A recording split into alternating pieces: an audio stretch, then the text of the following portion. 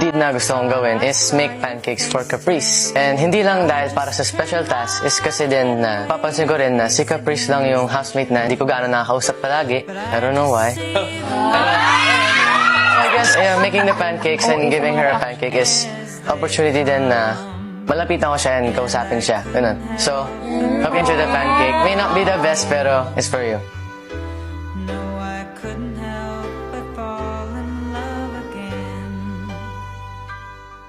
I saw it glitter as I grew and loved it. Why I never knew. I thought this place was heaven sent.